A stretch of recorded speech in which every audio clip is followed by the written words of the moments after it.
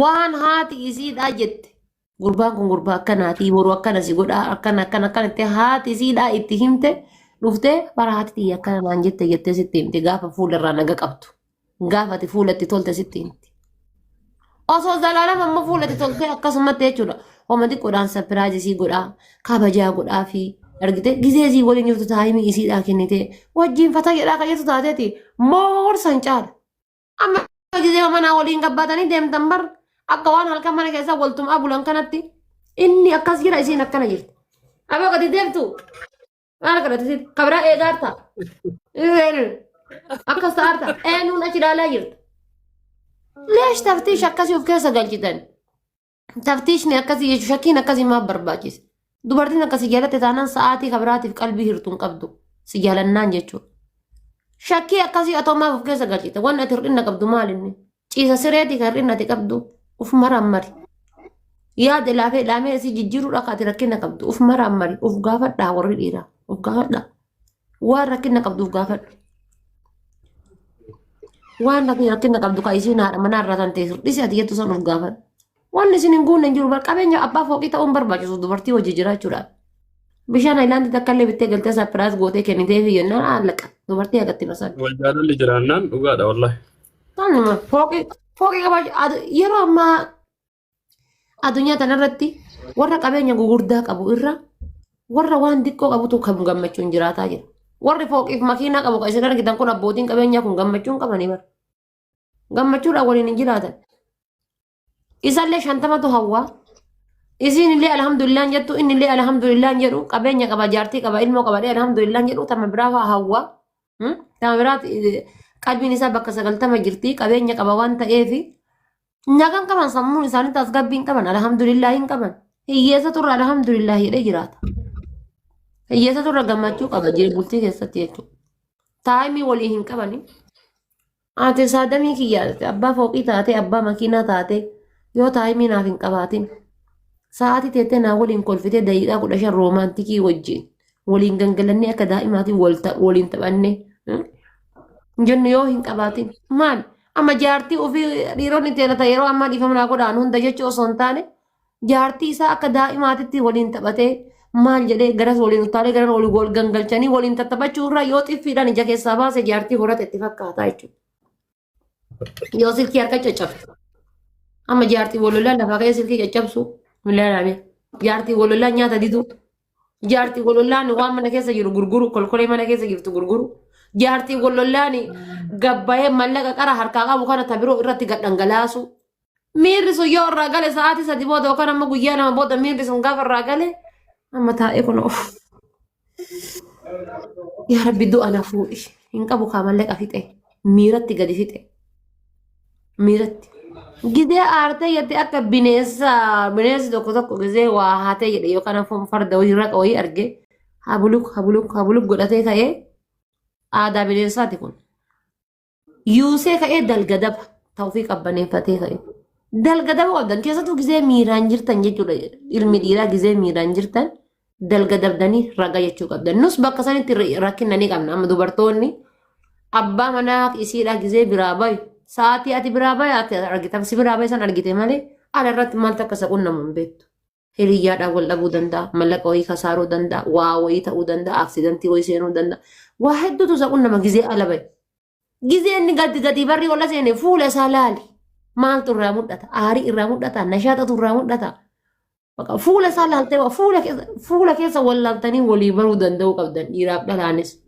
Fuula keessa laaltee waatu irraa mul'ata. Abadan. Abbaa manaa kan kee kanatti yaada biraa qalbii biraa gara biraan qabaanne yoo ta'e fuula keessa laaltee waa irraa baruu qabda gaafanne aarii qabu gaafanne dibbirtii qabu fuula keessa laalte. Isaa fuula saambusaa fakkeessee ol gale kana gizee asii ammoo jechuudha doonaatii itti fakkaatte jechuudha. Allaqaa yootiti dhumate jechuudha. Bilaashatti ilmoon teessan ta'isiidhaan tan jirtu keessatti tasaqayyaamte. Kanaaf ani amma furmaanni kiyya maali ka jetteefi bakka furmaanni kiyya maali ati jetteef jechuudha. Dubartii hin jaalanne taana ittuma dhiyaatiin dubartiin haasofsiisin sanuma isin jedha hin jaalattu taana because isiillee hin miidhin ofiillee hin miidhamin sa'aatii kan keellee hin gubin aybii kiyya dubartiin jaalanne as biratti waan ofii waa'ee dhimma jaalalaa kanaatillee mara beekullee baattu mara hin wallaaltu jedhee yaada nama tokko kan inni si jaallatu baay'ee si jaallata jireenya ofiitii sitti jamti mucayyoon takka yoo ta'e fakkeenya siin jechaa jira. Ati garuu nama kana akka nam tokkotti ni jaallatti jaalala namummaati malee nama kana jireenya kan kee keessa galchitee haadha ilmaan teetii godhachuuf hin barbaaddu. Wanti kamiyyuu keessi kan kee tole siif jedhee siif hayyame nama kana ofitti qabdee bultiidhaaf ilmoo kiyyaaf naa taate. Ati yoo xiqqaate bara haadha ilmaan teetiif haadha filuu qabda yoo xiqqaate. So nama kana jireenya borootiif ati itti dabdamtu namni kun si jaallata. Furmaanni waan kana maali jetta garuu namni kun jireenya kan kee ofii keessa si galchuu barbaada. Ati garuu akka nama siin jedhe kanaaf furmaanni wanta kanaa hoo maali jetta? Laali amma wanni kun ruuzaa miti sii galee kan namni kopha kophatti nyaatu yookaan buddeenaa miti kan namni kamuu kopha kophatti nyaatu jaalala. Jaalala jechuun akka nama waan tokko farda irratti fe'eetitti yookaan ammoo miizanaatitti wal madaaluu qabdi jaalalli. Wal madaaluu qabdi. Hagattii tana wal taruun qabdu jaalalli hagattii tana. Because gaafa hagattii tana wal tarte yaasitu miidhama yaa isin miidhama. Abadan nama hin jaalanne tokko boru jaaladha akkas godhee yookaan ammoo ilma narraa gaafa ilma narraa dhale na jaalata jaalala naa kenna gaafa ilma narraa irraa dhaleetiin jedhe jaalala naa kenniti rakkoon qabu hadda akka nama waliin deema kayyattoo taate akka nama kiiloo 100 baadhatee tabba bahee taata. Onnetti miidhamta sammuutti miidhamta rahaa dhabda gammachuu dhabda. Jaalalli wal madaaluu qabdi. Hin jaalanne taanaan namni kun sitti miidhamaa jira taanaan silki makaastee waliin haasa'uu dhabuudha. Cubbuun jaalalaa cubbuu badduudha. Silki makaaftee silki mafuutee waliin haasa'uu dhabuudha intala dubara takka hin jaalanne taanaan silki makaan kee jalaa jijjiirachuudha. Bakka. Malee mee qoyi borunatti dhufin boruna naseenitti iftaan naseenitti kajattu ati sa'a miti sa'a ganama didee bahee galgala galee ilmamuu miti. Taani tokko yoo ganama didee bahee guyyaa sadiitti hanqaba qabanii dheedee nyaatee yoo galgala galee aanan baya. Ati sa'a miti sii galee. Qotiyyoo hadda qonna didee boru qotuu miti ati. Ilma namaati. Waan sammuun kan keesseef si gooti qofa ka fudhattu. Miirri kan kee intala tanaa yoo sin jiraatiin isi san itti himteetuma habiibti tiyya. Abbaan waadaa namaa qaba. Nama jaaladhee jiru qaba. Sii galee. Nama jaaladhee jiru qaba waan ta'eef ana na dhiisi. Rakkoon dhiira kennaa maali amma intala takka hin jaalanne qaama qalbii keessaan qaban ofii silkiitti haasayan. Sanuu waan fedhiifa akkaataa itti waliin taanfa akkaataa maal godhanfa viidiyoodhaan laaluu achi garagal jechuu as garagal jechuu itti haasa'uu maal jechuu. Gisee ammoo nama biroo namni biraa gaafata yeroo lakki waa'een jaalalaa nu jidduu hin jirtu.